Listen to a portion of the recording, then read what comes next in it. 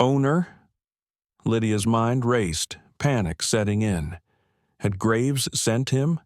Was this the end of her job, her livelihood? Seeing the fear in her eyes, Marcus quickly added, "Please, don't be alarmed. I'm not here to cause trouble. I was doing a late-night walkthrough of the hotel when I heard you. I just wanted to make sure everything was all right." Lydia stared at him, unsure of what to say.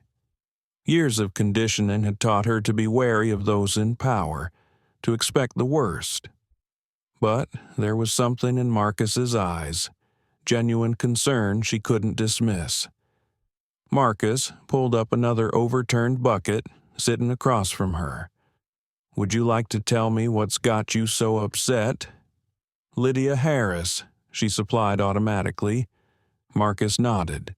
"Ms. Harris, what's happened?" And suddenly, like a dam breaking, words began to pour out of Lydia.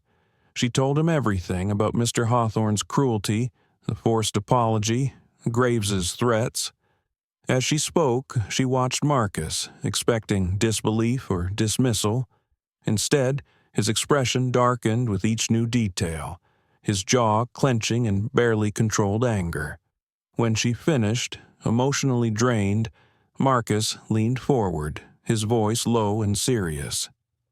"Ms. Harris, what happened to you today is completely unacceptable. It goes against everything this hotel should stand for, everything I believe in." Lydia felt a glimmer of hope, quickly tempered by years of disappointment. "But Mr. Graves said—" "Mr. Graves," Marcus cut in, his tone sharp, "does not have the final say in how this hotel is run or how its employees are treated. I do." He stood, offering his hand. "And I think it's time we address this situation. Will you come with me?" Lydia hesitated for a moment. Years of caution warred with the desperate need to be heard, to be believed. Finally, she took Marcus's hand, letting him help her to her feet. As they left the janitor's closet, Marcus turned to her. "Ms. Harris, you're not alone in this. What happened to you was wrong, and I intend to make it right. Are you ready to confront this?"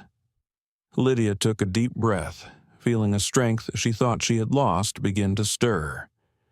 "Yes," she said, her voice steady for the first time in hours. "Yes, I am."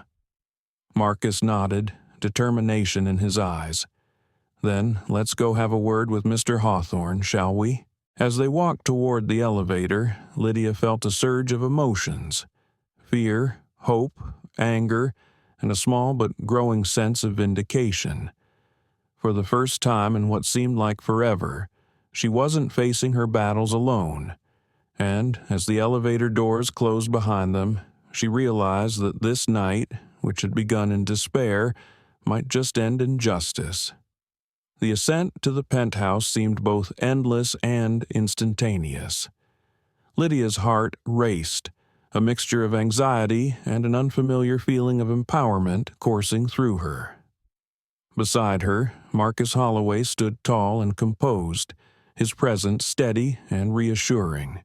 Marcus stood as an anchor amidst the storm of emotions threatening to overwhelm Lydia.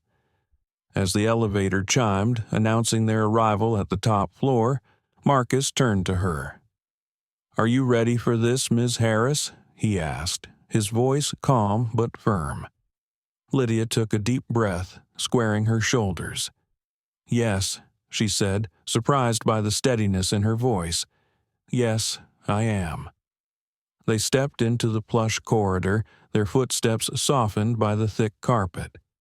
The door to Mr. Hawthorne's suite loomed ahead, not an insurmountable barrier anymore, but a challenge to be faced. Marcus knocked firmly on the door. Silence followed, then the sound of movement inside, accompanied by an angry voice. "Do you have any idea what time it is? How dare you disturb me?"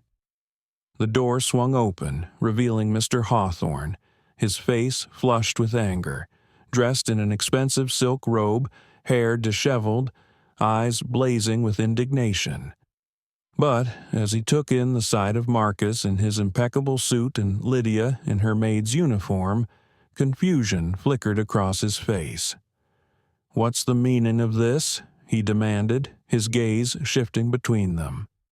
Without waiting for an invitation, Marcus stepped smoothly past him into the suite, Lydia following, her heart pounding but her steps steady. "Mr. Hawthorne," Marcus said, his voice calm yet firm, "I'm Marcus Holloway, the owner of this hotel.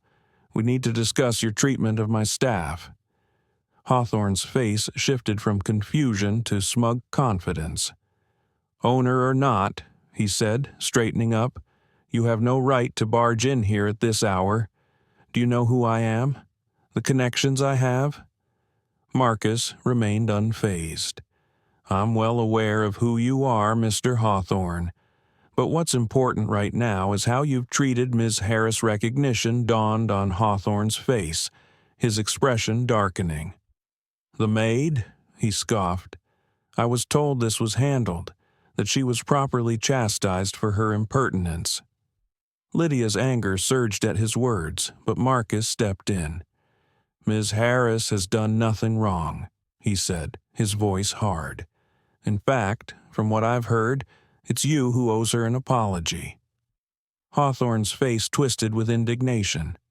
"Apologize? To her?" He gestured dismissively toward Lydia. "Do you know who you're talking to? I could buy this entire hotel with pocket change." Marcus didn't flinch. "Mr. Hawthorne, your wealth doesn't entitle you to mistreat anyone. Ms. Harris has worked hard her entire life and deserves to be treated with respect." "Respect? For a maid?" Hawthorne scoffed.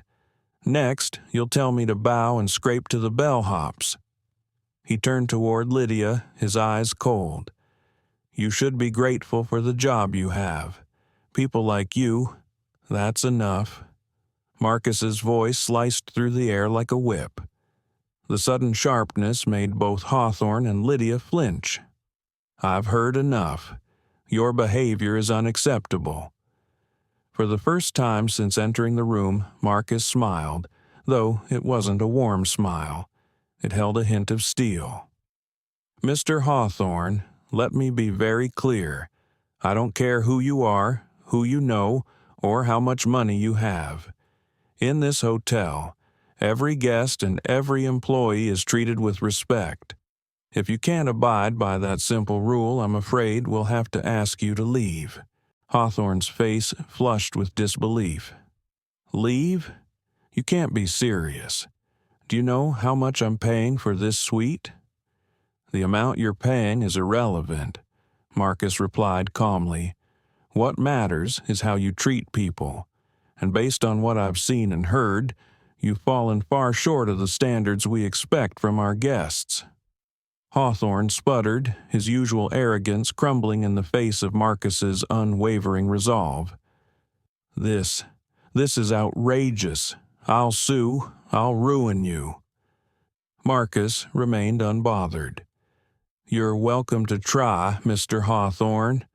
But I think you'll find that treating people with basic human decency is not only the right thing to do, it's also protected by law. Now, I'll have to ask you to pack your things. We'll have a car ready to take you to another hotel within the hour." As the reality of the situation sank in, Hawthorne's bluster deflated.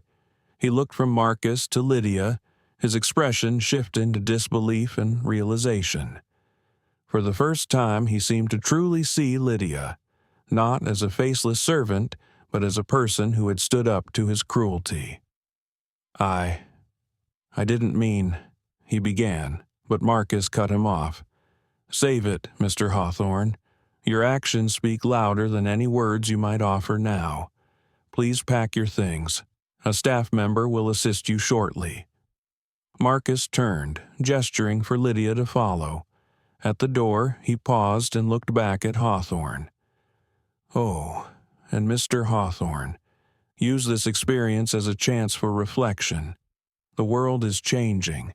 People like Miss Harris aren't invisible anymore. It's time men like you realize that." As the door closed behind them, Lydia felt a weight lift from her shoulders. She looked at Marcus, tears of relief and gratitude in her eyes. "Thank you," she whispered. "No one's ever stood up for me like that." Marcus smiled, a warm and genuine smile. "You deserve to be stood up for, Ms. Harris. What happened to you was wrong, and I'm just sorry I didn't know about it sooner." His expression turned serious. "But our night isn't over yet.